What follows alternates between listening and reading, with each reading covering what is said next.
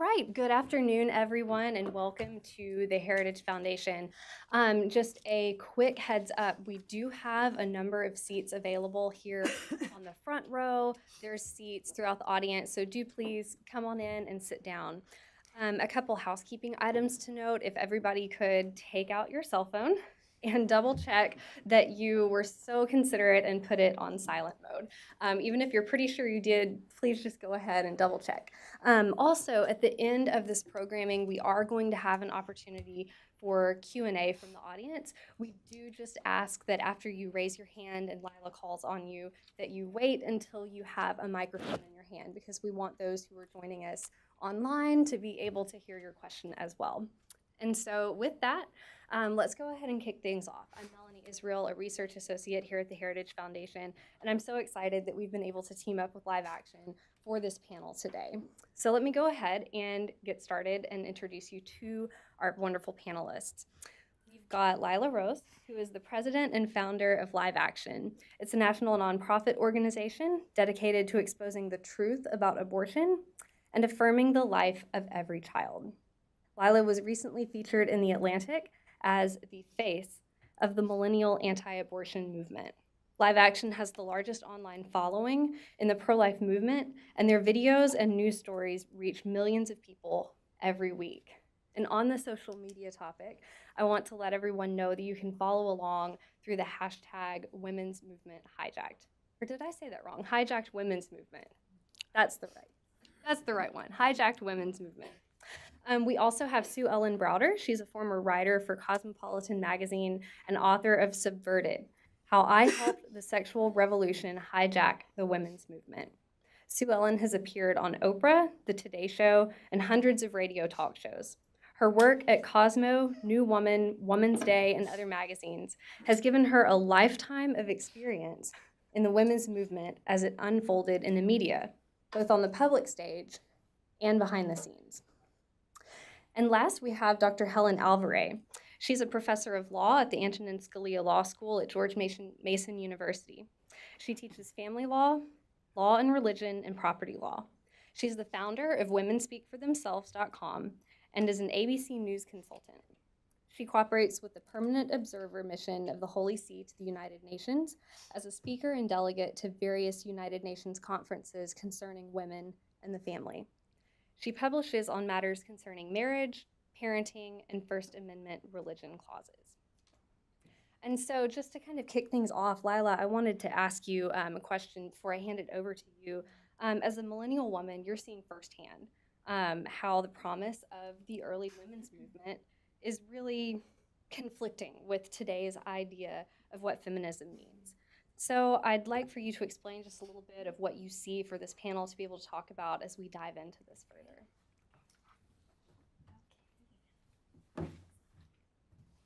Thank you, Melanie, and a huge thanks to Heritage Foundation for hosting us this morning, this early afternoon, and it's really awesome to see a lot of you here today, and just a lot of people that are thoughtful, passionate, working on the Hill, working throughout DC on behalf of different causes, and it's really, really important that we have this panel today, so I'm really excited to be here and excited that Sue is here and Helen are here as experts on this. What I just want to say briefly before introducing Sue, when I read Subverted 2 years ago now when it first came out, I was floored because I thought this is a key to unlocking the complete confusion today, to solving the complete confusion today around how women have become now, the women's rights, women's movement has become synonymous with abortion and synonymous with this sexual libertinism, being sexually free. Sex doesn't really have deep meaning. It's really whatever you choose to do, however, with whomever. And how did we get to this place?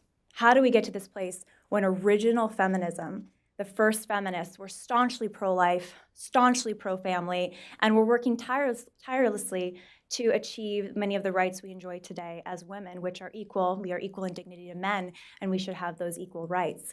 So how did it all happen? And I'm really excited that Sue will be sharing that. And the context that I approached this with at Live Action as a millennial pro-life leader, working in the pro-life movement, working on behalf of women, young girls, families, is the fact that we have 1 million abortions a year in this country. Last year, globally, there were 41 million deaths because of abortion. And it's something that is touted by the Women's March. It's going to be the day after the pro-life march on Friday in DC. There's the Women's March the next day. They take the title the Women's March. And one of the planks of their platform is abortion on demand through all 9 months at any time as a sacrosanct human right. How did this happen?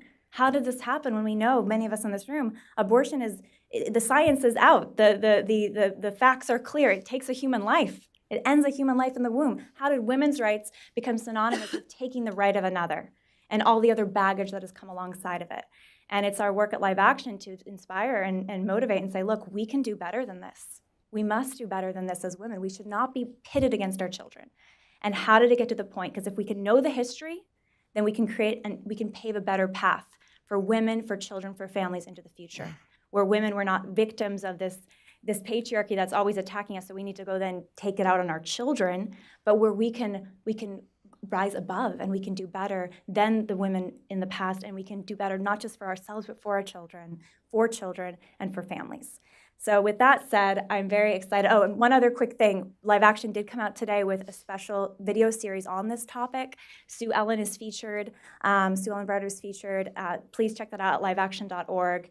And Helen, who is also just an expert on this, you're going to love hearing from her. So I'm going to start by introducing, having Sue come up here, a very dear friend, and I think you're really going to enjoy her remarks, and of course, based on her fantastic book, Subverted. Thank you.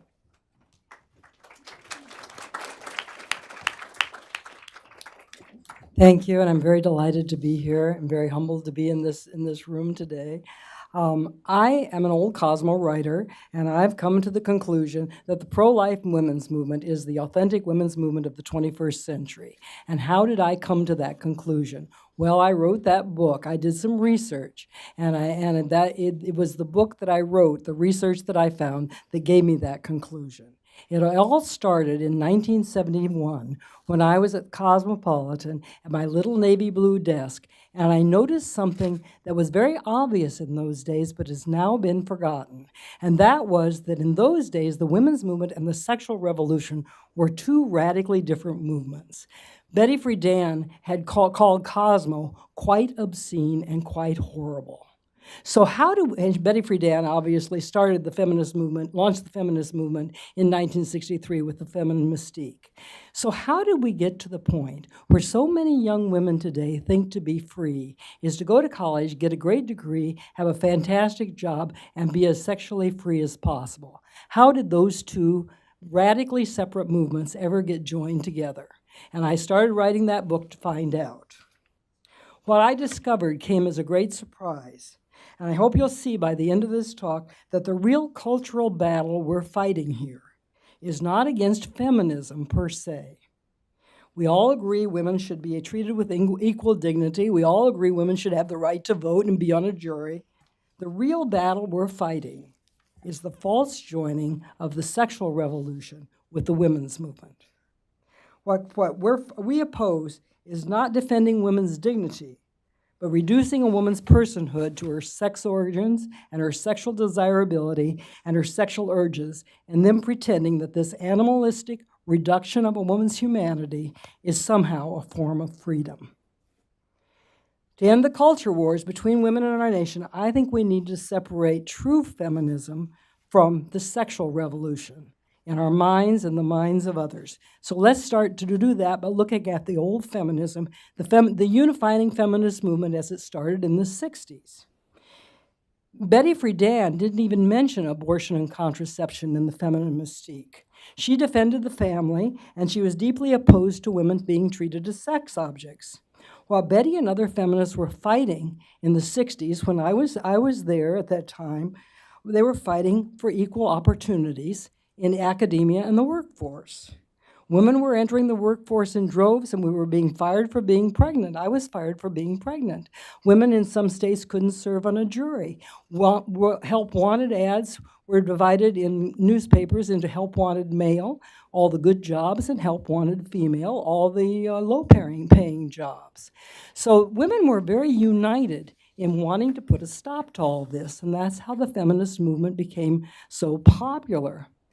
But it was a very unifying movement. But the sexual revolution, when I went to work at Cosmo, was an entirely different matter. Just as Hugh Hefner had reduced a woman to a sexual animal, the Playboy bunny, when he started Playboy, Helen Gurley Brown at Cosmo, this was the first sexual revolution magazine for women, had reduced women to a sexual animal, the Cosmo pussycat.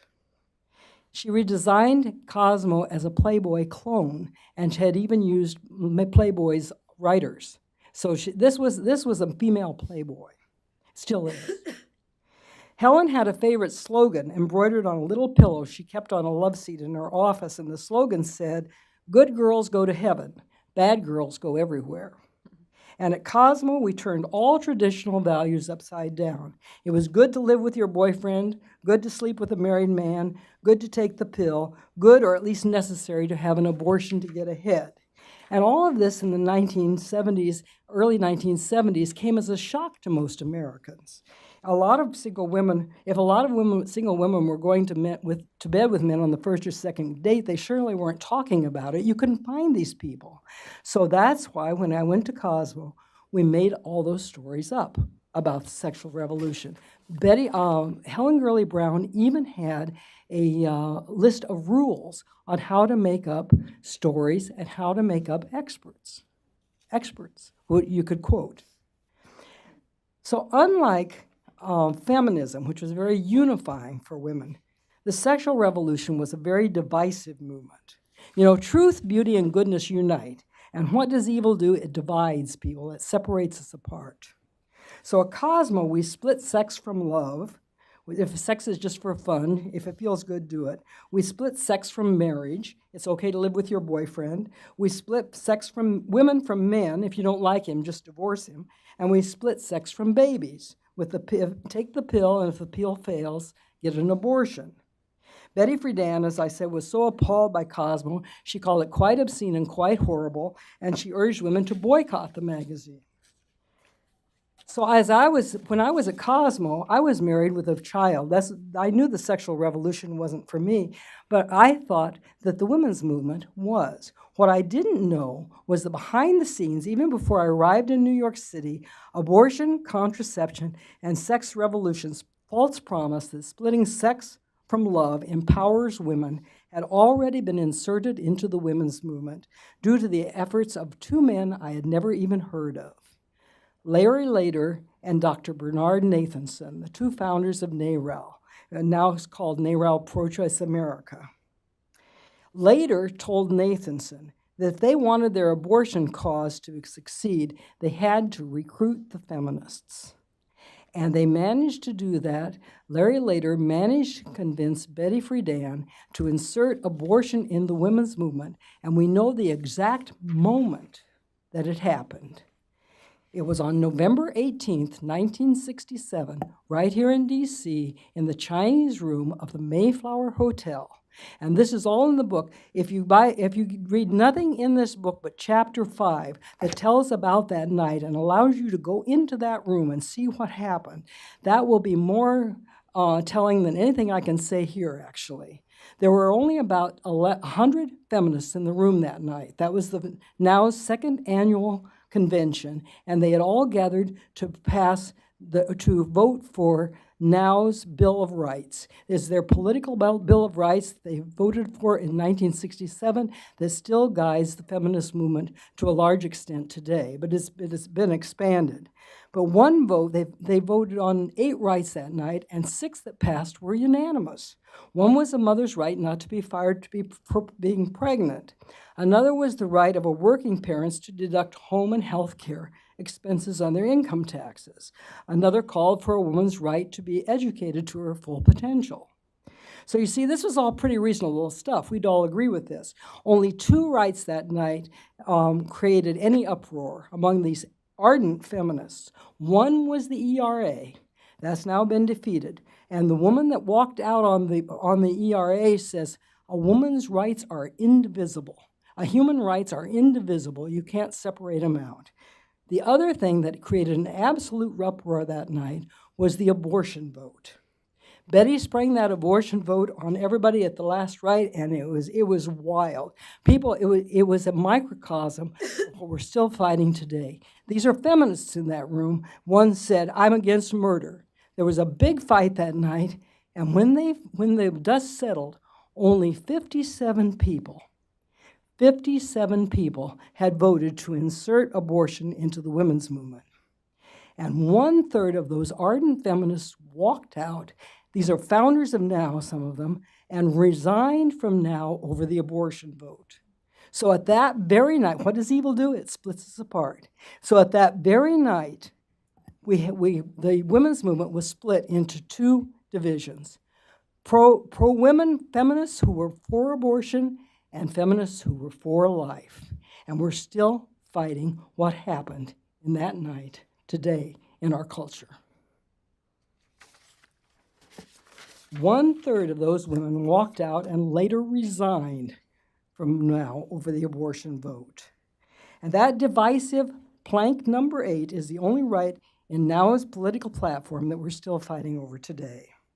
And why? Because it was inserted largely through deception and error, under the influence of two men most of us have never even heard of.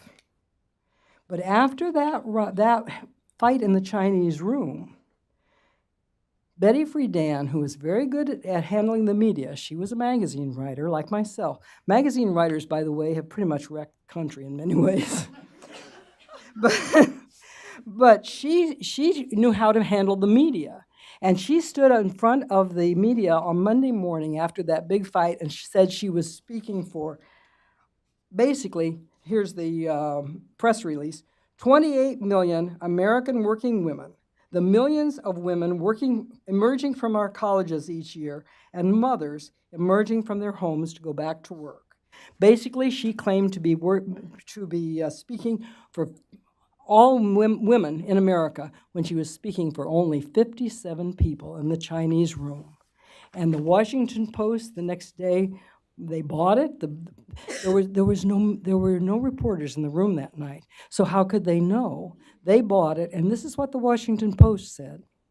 "NOW supports the furthering of the sexual revolution of our century. NOW supports the furthering of the sexual revolution of our century by pressing for widespread sex education and provision of birth control information and contraceptives, and by urging that all laws penalizing abortion be repealed."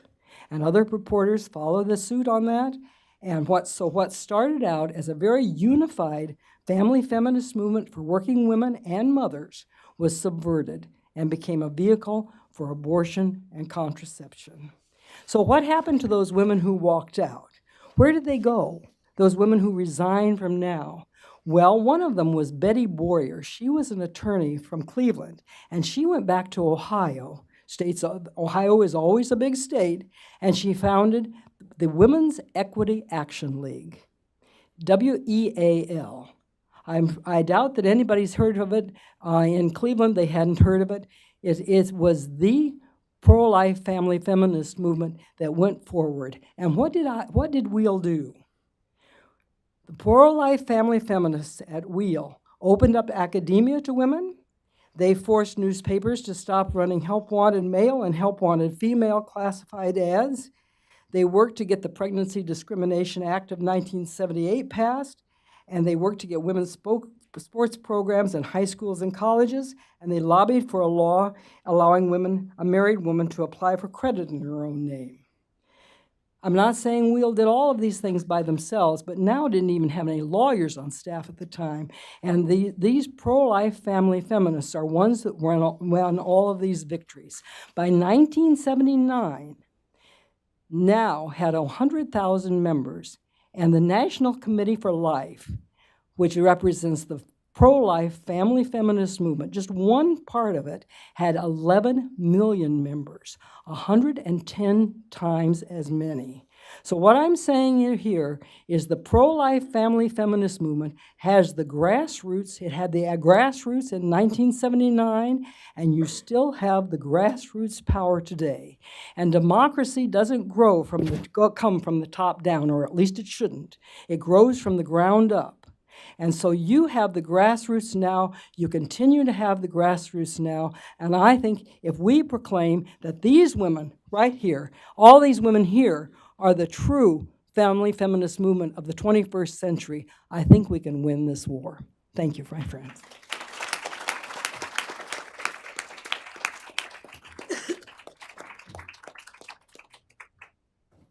Thank you so much, Sue. And we'll be able to do question and answers in a moment to ask more questions about that. And again, a video came out today with an hour-long interview of Sue, as well as a short summary of the book and the story of how Larry Lader, Bernard Nathanson, pro-abortion men convinced Betty Friedan to insert abortion in Now's platform back in that Chinese room in the Mayflower Hotel, and ever since it's been abortion on demand in the so-called women's movement.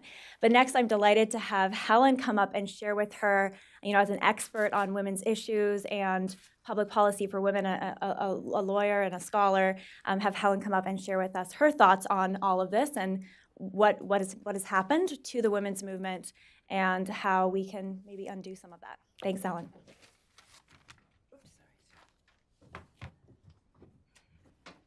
Greetings, hello. So I'll be quick, so you'll get to your questions. I won't be more than 10 minutes. First of all, I want to recommend Sue's book to you because it's fun.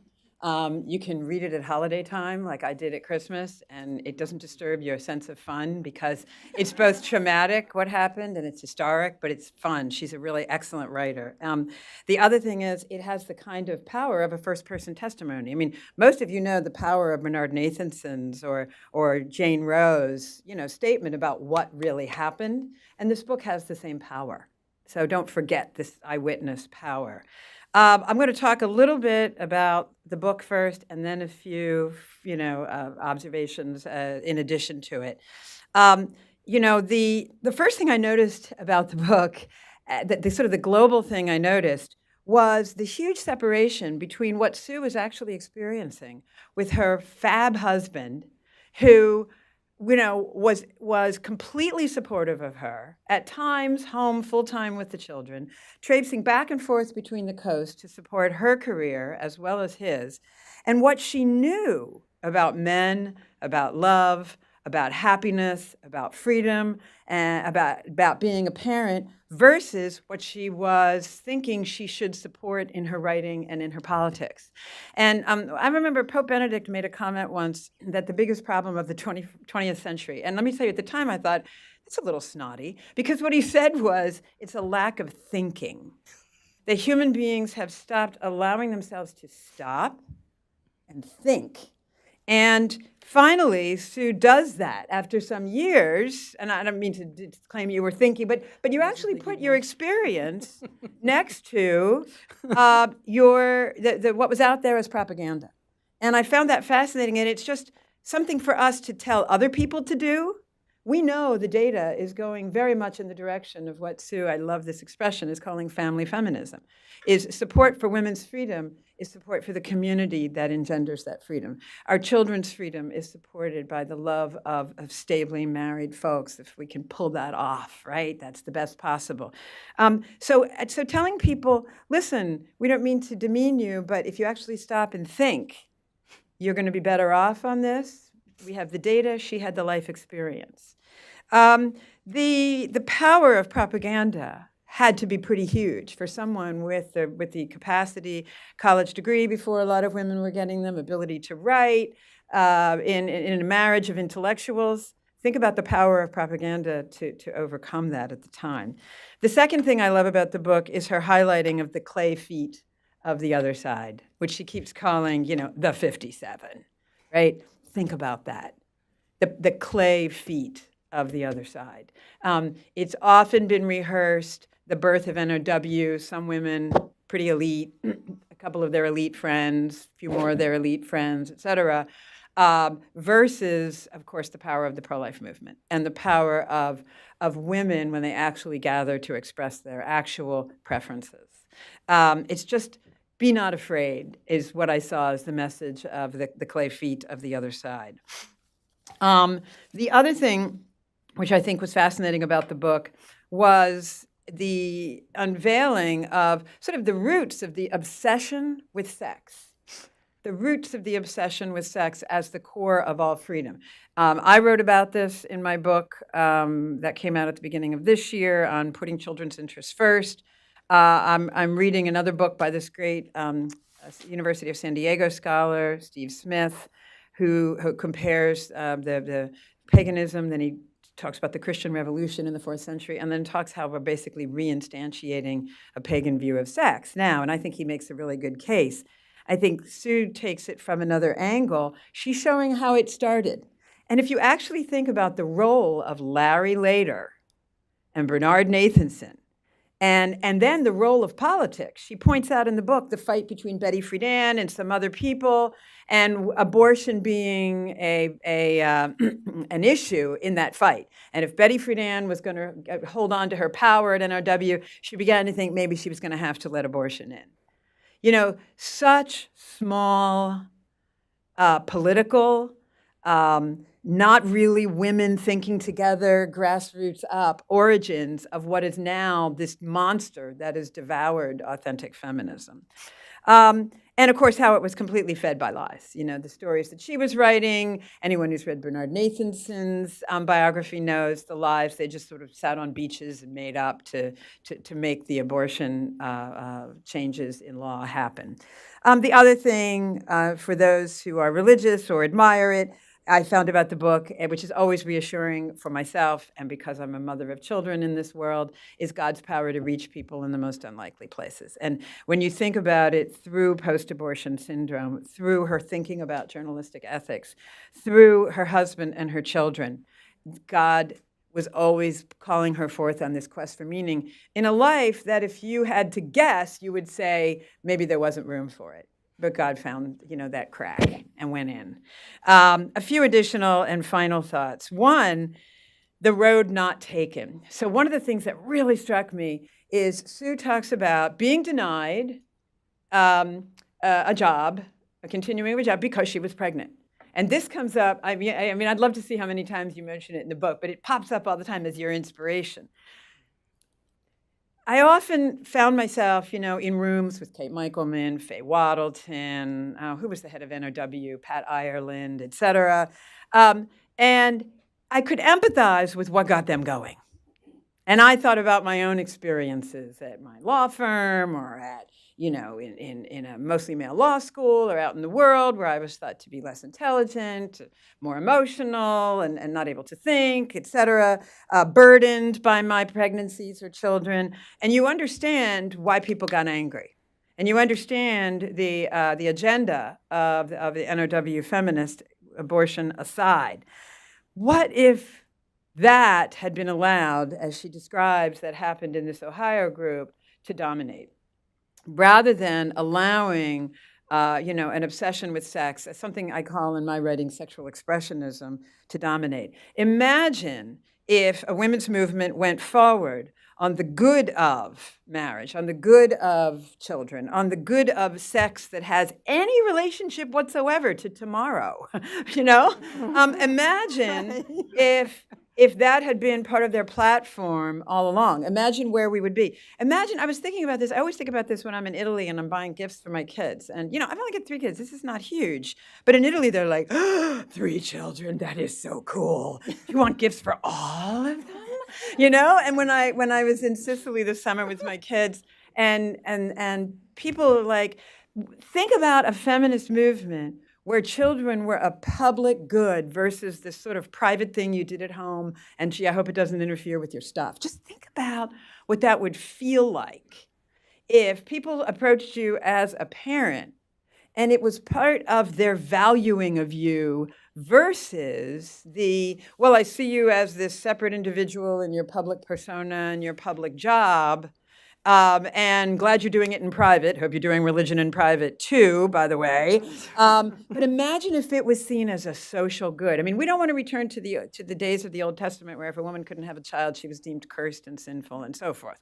You know, we're not there, but we want to have this seen as a public good. Imagine the difference in that mentality. Imagine where we'd be in terms of flexible work for women or in terms of paid leave, et cetera, in terms of social valuing motherhood and the time spent at home in terms of our contribution to social social capital, social welfare, prosperity, etc. Imagine that. You can understand, however, how it is not entirely the fault of the pro-abortion feminists who got good and angry. I think one of Kate Michelman's stories, I think her husband was leaving her for another woman when she was pregnant with one of their children.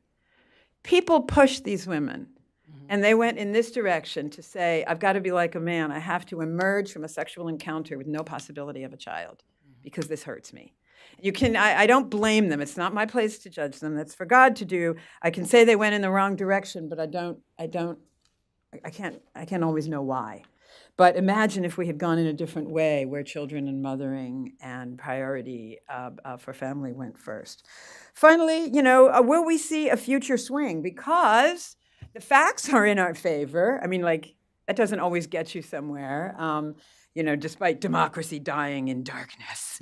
I wish they'd look at a few of the facts, But we have the facts in our favor. The studies about women's happiness and health are contrary to the predictions of the sexual expressionist sexual revolution. Imagine if we get a swing on the Supreme Court about what substantive due process really does and does not permit. Law is not everything, but it's pretty darn important. And imagine if they say, of course it is not a fundamental part of the history and tradition of the United States to allow people to take the life of the next generation. Of course it's not. That's silly. The country banned it most of the time. We're still fighting over it like crazy. Every time NARAL says that it's shocking how many pro-life laws are proposed in state legislatures, you want to go, hey, NARAL, you've just made an argument against abortion being a constitutional right, because it ain't part of our history and tradition. We fought then, we're still fighting. Imagine if we have a swing in the law. Imagine if the facts become more relevant to people. Imagine if, just as a matter of sort of social taste, people are tired of super late marriage, cohabiting, lack of commitment, the Tinder apocalypse. If they would actually think the security of marriage and family is kind of cool. Look, wealthy women have it. Why shouldn't poor women have it too? Imagine if these things become a social force. So I think things are pretty bad in this arena, not in all arenas, but in this arena. And I think it's to the point where the combination of truth-telling and the facts and the possible change in the law maybe is maybe going to be a force for some kind of cultural shift, I hope. Thank you very much.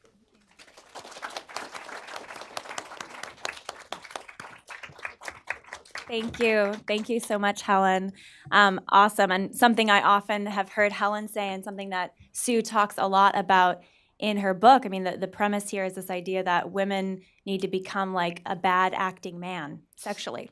And, the worst instinct of a man to just have sex without responsibility, not care about any children that are conceived, not care about his partner, not have lifelong commitment, not have that responsibility. Now it's women are expected to be the same and act the same, and that's why we need abortion. That's why we need this sexual freedom that is actually not freedom. It's just an escape from responsibility that is good for us and that is actually empowering for us. We're going to move to questions here, and I want to just start with one to Sue. There are a lot of writers in the room right now and thinkers, people involved in influencing and media, and I think that your writing is so powerful, so important. Subverted, I think. Here's Subverted, everybody. Go buy one afterwards, so you can sign it. But it's so powerful. What are some of your thoughts for us, for the men and women in this room, about how we can use writing and messaging and storytelling and reporting to get this important message out there? Well, Malcolm Muggeridge, who was a Catholic writer, he turned Catholic, he said by some strange coincidence, media people always seem to get the story wrong. And the story that we got wrong is that there is not a war on women.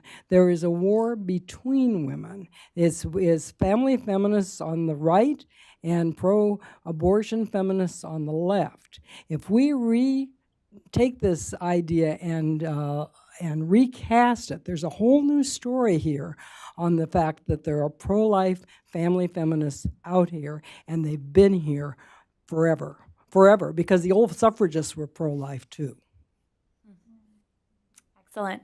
For questions from the audience, if you have a question, please raise your hand, and I'll send Allison over with a mic to ask a question of Sue or Helen. Let's see if there's a hand back there in the back. Allison? I do want to prioritize women first, only for the point of the issue. Are there any girls that have a question for Sue or Lila or Helen? We can start in No, the back. let's Allison. go with the start in the back. men Yeah. because we need All right, men are men important. in this battle too. We really do. Both and. Okay, well, as the first man to ask a question, I'll just say, Brandon Showalter, Christian Post, this is a very riveting presentation.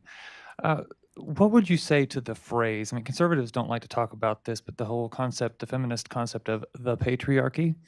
Would you say that it is a fair statement then, in light of what happened in that room at the Mayflower, that abortion is a tool of the patriarchy? And how might, conservative women, pro-family women who, it just seems like when people talk about that concept, that conservatives just kind of blow it off. And yet we have seen, as you indicated, Helen, people were rightly upset about women being denied opportunities and the crimes of men leaving women when they're pregnant, the culture that has allowed this. How might you all sort of respond to that? And what would you also say to those feminists who, like Gail Dines, who is terrific anti-porn feminist? There are these feminists that continue to speak out against the sexual degradation, and they haven't gone all third wave, pro-sex work, etc. Okay, well, I think what we want to say here is that the patriarchy was, yes, there definitely was a patriarchy, and what you're saying is true, that the patriarchy in some ways did hijack the women's movement, and the sexual revolution, you might even say, was part of the backlash. The backlash against the women's movement is not the conservative backlash. The backlash was the sexual revolution. But I think this concept of the patriarchy has gone a little too far now, because we've got to have men and women working in complementary together. When that women's strike for equality in 1971, when women walked down the streets in New York City and all over the country, 1/3 of those people that were fighting for those women's rights were men. The National Organization for Women, it's not the National Organization of Women. We need to reunite men and women together and realize we're all in this fight together. Sex isn't just women's rights, and it's not just men's rights. It takes two, right? So we've got to incorporate men and stop intimidating men and say, oh, you've got to stay out of this. You can't say anything because you're a man and this is about women. No. It's about men and women together. First, I want to thank the Christian Post for your writing. I think it's a little more nuanced. I think the nuance is, and not than Sue's, but then your remark, is that mine would fit with Sue's, is that women shouldn't mistake the idea of abortion for a solely female thing, and they shouldn't underestimate the fact that men had a role in it too. I think that it's like if you actually read the transcripts of the early no-fault divorce stuff, there's plenty of guys making trouble there, and there's plenty of women making trouble too. So I think it's more nuanced. Just don't think that men don't like what you're doing, and don't think they didn't have a hand in it. And also just be intellectually honest and look at the structure you set up. Again, you set up a structure where women's bodies now structurally, socially operate like men. So at the very least, the idea that this is a blow for women, it just puts a question mark to it. I think that, of course, there's patriarchy, and of course, abortion can be a tool of it. But plenty of women, as the Old Testament Genesis says, connived in their own subjection as well. But I would just follow up what Helen and Sue are saying, in that there's bad actors on both sides. And instead of making this a discussion of these evil men are doing this to women, or these women are doing this and they're bad, it's a discussion of what's right and what's wrong, and whether you're a man or you're a woman taking responsibility for doing what's right. Sexually, when it comes to creating new life, when it comes to relationships, when it comes to honoring both your own sex and other sexes, the other sex. So I think that that's a different framework too, that Sue and Helen are both talking about that I think is really important for conservatives, for the pro-life movement, for anyone who wants to really see everyone rising together and to see stronger families and stronger communities and better care for human rights and human dignity. That has to come by seeing the equal value of every person. And instead of saying, this is a group of victims, here's a group of victims, acknowledging that victimization happens, but saying, look, how can we rise above this together? How can we do better for women and men, families, relationships, and making that the conversation, both in public policy and in our personal lives and communities. And that's what I'm so excited about with the pro-life movement, because I think that's a lot of the conversation the pro-life movement is having. How can we make it better for women, for children, for pregnant moms, for families? And I think that's what's really winsome for people across the country and beyond. The young lady in the back. And go ahead, give your name too. Yeah. Great. So Monica Burke, I work here at the Heritage Foundation. So I was wondering I would love to hear from each of you to comment on the Me Too movement. And I think in many ways, this family feminism that we've talked about is the most natural response to a lot of the experiences that women have had with sexual assault. And so I'm wondering if you could elaborate upon that idea. So generally, I think Me Too is terrific. It's about time. I feel the same way about sexual abuse being uncovered anywhere, whether it's the Catholic Church or among powerful people in Hollywood or New York or anywhere else. Planned Parenthood. Planned Parenthood, exactly. Of course, the limits of it are, does it, mimic some old feminist statement that all sex is rape and all men are rapists? I think that's a problem that some people can carry it too far. And then the other problem, which is a little bit more subtle, is that it suggests that consent is everything. And of course, it's not. If you actually consulted women's emotional histories and life histories and men's emotional histories and life histories, consent is not the key to freedom, happiness, a good future, good parenting, all the things in life that come to matter to people. A final note, I would recommend to anybody, Kinsey gets all this hype. He's a joke among the modern psychological, sociological, empirical economists. He's a joke. What's not a joke is the University of Chicago's survey of sexual practices in the United States in the mid-1990s, this Sexual Organization of the U.S. or some such title, which encountered the headline of the New York Times and the Washington Post, American sexual preferences shockingly normal. And it turns out that both men and women want more than consent. They want love, they want commitment. Now, interestingly, men's version of commitment is a little bit shorter, apparently, than women, although women file for most divorces. So there's blame to go all around. But it just shows you that this idea about consent, which is their main thing, has got severe limitations. Also, Cosmopolitan actually promoted sexual harassment, if you will. They asked Helen Gurley Brown what she thought, had anybody ever been sexually harassed in the office? She says, I certainly hope so. The problem is we don't have enough men to go around for harassing. So that's the sexual revolution. Women were sold that bill of goods. I'd like to talk to this man here, too. Thank you. We have 2 microphones also, so we can have on this side of the room too. And just to echo what Helen said and Sue, I think that the Me Too movement is a good thing to a point. To what end? I mean, what is the end goal? And like Helen said, is it consent? Because that's not enough. And you can see, even with the debate happening today, how do you even define such a thing? And then you completely strip down sex to something that's just pure biological transaction between 2 people. And is that really what we want sex to be anyways?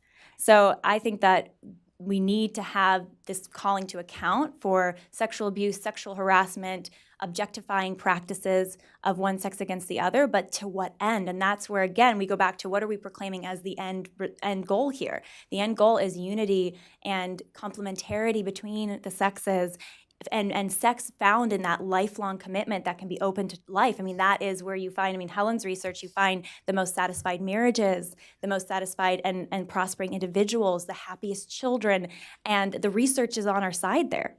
So let's focus on that as the end of the positive ending to undoing or getting rid of all these sexual objectification, abuse, harassment. Okay, I'm Gavin. I came all the way from Austin, Texas, stayed up all night in an airport, got a taxi cab here 15 minutes away, dropped the long location, and ran all the way to the stadium to ask a question of Lila Rose, the Live Action founder. And I'd like to follow up with my answer to your answer, if that would be appropriate. I think you'll find it interesting. What is the harm in abortion? Who does abortion harm? Why? Why do we care? Who's harmed by abortion? I mean, I think that that's a question that, unfortunately, millions upon millions of children will never get to answer because they have never had the chance to be born. And so their voices, their stories, we've lost them today. And there's been over 60 million deaths. So there's the first harm, a life that was lost. And then, as we know from the stories of brave women who've spoken out about their abortion experiences and men who've spoken out, it's harming to those that are who are the survivors, the parents, the siblings, the cousins. I've lost, all of us probably in this room have lost a family member, a relative to abortion. It's a devastating, devastating wound in our society. And so many people can't heal because the women's movement today is touting abortion as a right, as an empowering thing, as a positive thing. So many people don't even have an opportunity to grieve and then to heal because it wasn't really killing a life. It wasn't really a loss. There was no loss there. It was you acting out your empowerment and your rights, your reproductive freedom. And that's, I think, why there's so much anger today in our country. Even the Women's March, a lot of hurt and anger beneath the surface because people aren't given the opportunity to heal or to grieve from their own loss because they're told it wasn't a loss. That's right, and I had an abortion myself, and I suffered from that. Abortion hurts women. We need to get that out very clearly. It also hurts men, and it hurts the man, but sometimes it festers for years and years and years and years.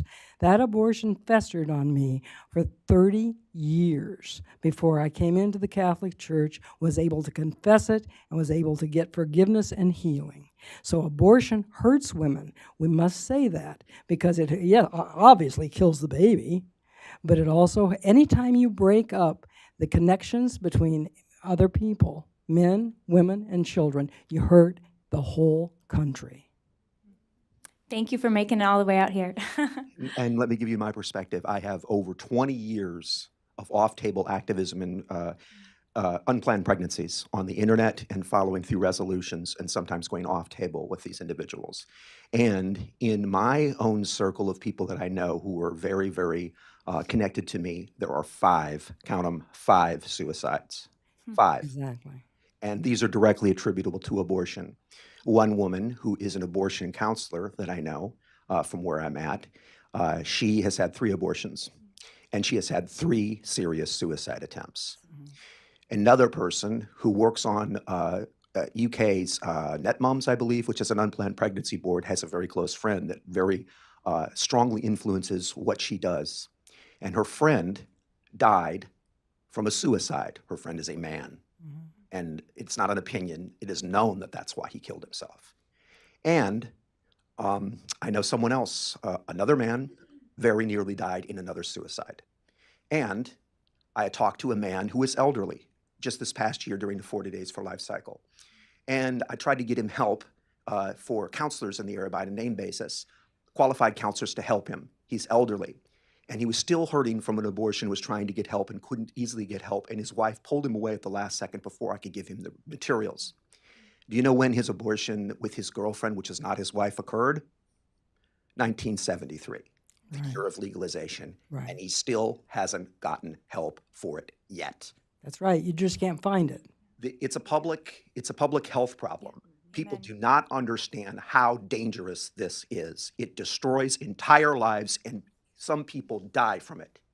And I love your answers, and I have to tell you, if you deal with this and it's real to you and you deal with abortion victims all the time, you do not have the same opinion about abortion, especially if you know someone who's been involved in a botched surgical abortion. Thank you so very much for making it out here and for the work you're doing on behalf of those women and men. We have time for a couple more questions. This young woman in the front. Thank you all so much for being here. You guys are just amazing, and I've loved being here. Heritage had honored me by I've been able to sit in your seat and share my story as a birth mom, very pro-life and pro-abstinence. So I had a question for you about that. What is your take on abstinence or abstinence education? And do you think that there's a space for abstinence education, what Helen called the family feminist movement and the pro-life movement? Beautiful question.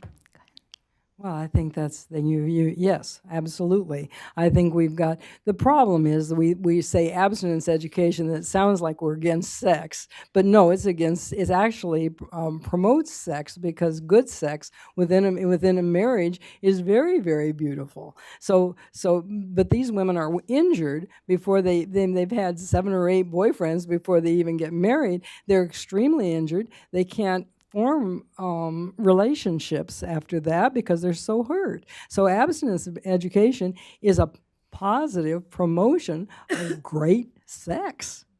Great sex. I have to say, okay, I married my husband and I had not had any premarital sex. We had a fantastic sex life. This is the best way. I want to give a nuanced answer on this. So, not about my sex history. I'm cool. About abstinence, et cetera. So, if you actually look at the data on these programs, right, we do know that what the Obama administration called the TPP, the teen pregnancy programs, did not have good outcomes. Okay, there were some if you look at what they were measuring in the first place, even they sort of set up some of their outcomes by deciding to measure stuff that is not like crucial, right? Did you have knowledge of such and such a thing? Did you receive, and oh yes, more people said they had knowledge about it. Then they also had questions like, did you use a condom or other birth control in first intercourse? Did you use it regularly? Did you have a pregnancy this year, et cetera? They had modest to very little outcomes, or sometimes reverse outcomes on some of these things. Some abstinence programs, a few, have some decent outcomes, not like huge. I'm just going to say it, right? Some. And I just did a review, just looked at all the federal literature that I could find, again, just for an article that I'm putting out in just a few weeks. So to me, the question is not a lesson about sex. It's a lesson about relationships and sex being part of that. So at the end of my own book, I suggest that since people's happiness, freedom, life, their personal economies, their social interactions, everything, for most people is marriage. For some people is not marriage, but it's still enmeshed in a communal set of friendships or relationships with siblings, cousins, parents, et cetera, that what we really need was relationship education and family policy, not sex education and sex policy. This is like the mistake couples make when their marriage is falling apart and they go to a sex therapist. I've had my friends call me and I'm like, could you just shut up? No, I don't even want to hear it. That's just not going to get you where you need to get, right? You need to talk about your relationship. That's right. So I think that talking about, there's a book by a guy named Moran, like Sex Education in the 20th Century, where he basically says the same thing at the end. And there's been a recent study by like Barna, who does like surveys of evangelical youth. I summarized it all in this article that's coming out. I'll put it up on SSRN. What's it called? Oh, Religion, Sex, and the Administrative State. So it looks at this. Anyway, young people say the sex ed or the abstinence ed is, there's some great programs at Teen Star, gets you really involved. There's some stuff that teaches girls their fertility and all, but the sort of like, here's your plumbing and now we're done, and no or yes is not getting it done. And so I really think that talking about relationships, talking about marriage, talking about conducting your life in society as people will with relationships and sex as part of that is far more the answer. And all of these different sources that I cite, which are not conservative sources, tend to come to the same conclusion. The message of the sexual revolution was that sex is just an act and it's not about relationship. It was divorcing sex not only from children but from relationship, from marriage, from lifelong commitments and bonds. And that is why today, even our public policy is mirroring this ideology that is outdated. The science doesn't back it. It doesn't lead to human flourishing. And today we have these policies that are just, again, treating sex as not relationship, but it's about this sexual act, and you put some plastic on it to prevent pregnancy or to prevent certain STIs, and then you just learn the plumbing, as Helen says, and you're off to go to the races. It's not working. It's not working. And even, The Atlantic recently reported actually some millennials are having less sex. Well, they're actually not having less sex. They're having sex with themselves now, because the relationship part, masturbation and pornography, the relationship part has so deteriorated. And now in the era of Me Too, you don't even, you're afraid of sex, with another person, because it might be assault, or it might be harassment, or who knows what it is. And now where do we leave? We're almost sexless, or just sex with ourselves. I mean, it's the complete deterioration of relationships. And people aren't happy with that, because that's not what we're made for. We're made for relationship. We're made for love. We're made for commitment. We're made for responsibility. These are good things. The research backs that. And I'm really excited about the potential of our movements to send this message and to build these pro-relationship, pro-love, pro-family programs on the public policy side, but then in our communities through faith-based groups, through nonprofits, to really encourage these things, because I think this is where we're really going to find a country of people that are flourishing and not harming themselves and others. I think we have time for maybe one, maybe two more questions. I'll take this young lady in the front. Thank you so much all for coming here today. My name is Natalie, and I'm president of Students for Life at the George Washington University. I had a question, which is, how do you recommend combating the misguided pro-choice movement on college campuses, and especially among peers, where the false narrative of the sexual revolution does run rampant?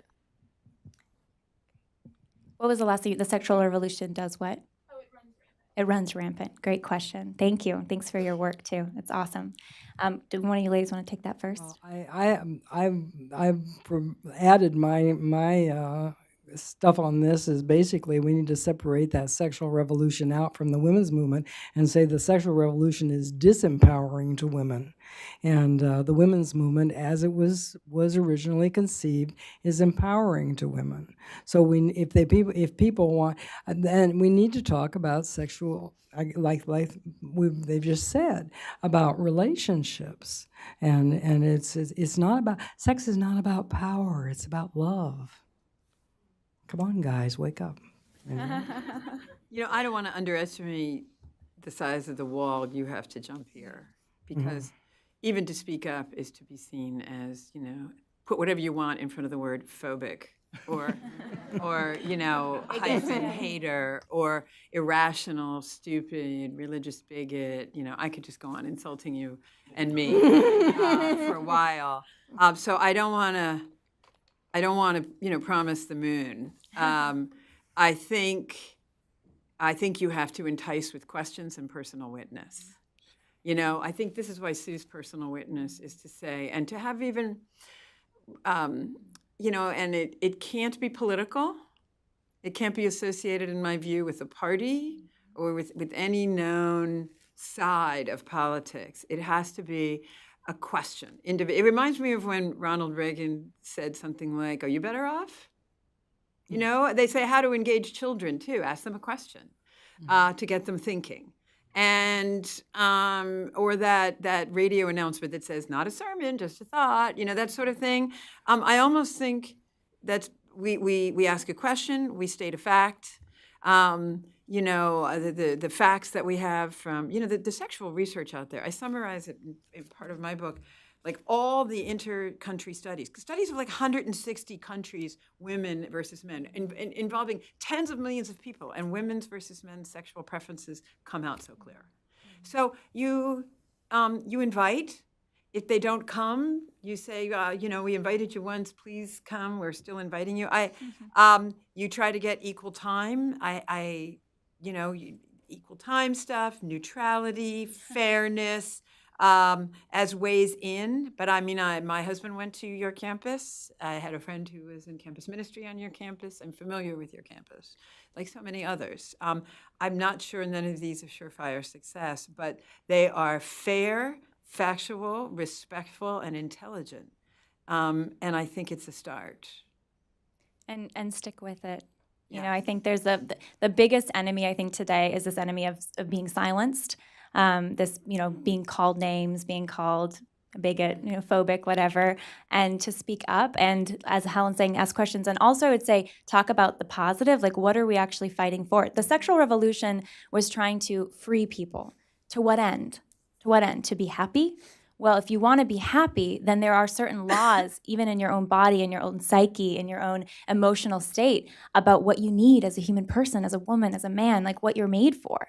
And talk about how do we achieve those things. Well, it's funny, when you go along that conversation long enough and ask enough questions, you're going to get right back into that lifelong bond between two people who sacrifice for each other, who take responsibility for each other, who are open to life and the gift of children, and find that the research is on our side, that is fulfilling, that is empowering.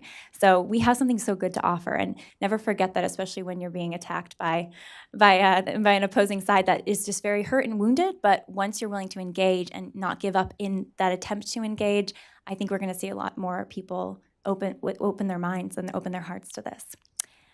Let me just on that question of persistence. You know, when I would think nobody was listening to me for so long, and years and years, and especially when I did pro-life exclusively, and I remember I used to engage Kate Michelman from NARAL, and after that, I was asked to actually do a very delicate and awful job, which was to oversee the changing of the canon and civil law on the question of sex abuse by clergy in Philly.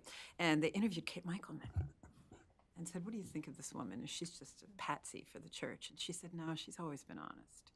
And she made some points, like 10 years. Okay, it was worth it though. Right. Okay, so that point about persistence is huge. Right. Don't be afraid, as you said. Don't be afraid, because we've got the truth on our side. Amen. Thank you. Well, Sue and Helen, thank you so very much. I think what we're going to do next, and I know Melanie will have something here too, but we're going to get some more time with our speakers. There's a place outside to talk with them and get books and to sign, but get your books signed. But again, this has just been such a delight. I can't thank Heritage enough, and all of you for coming, and Helen and Sue for your just amazing work and your life story, and for sharing it with all of us. I think the long-term effects will be tremendous for the pro-life cause, for the cause for families, and for marriages. Thank you. Thank you so much.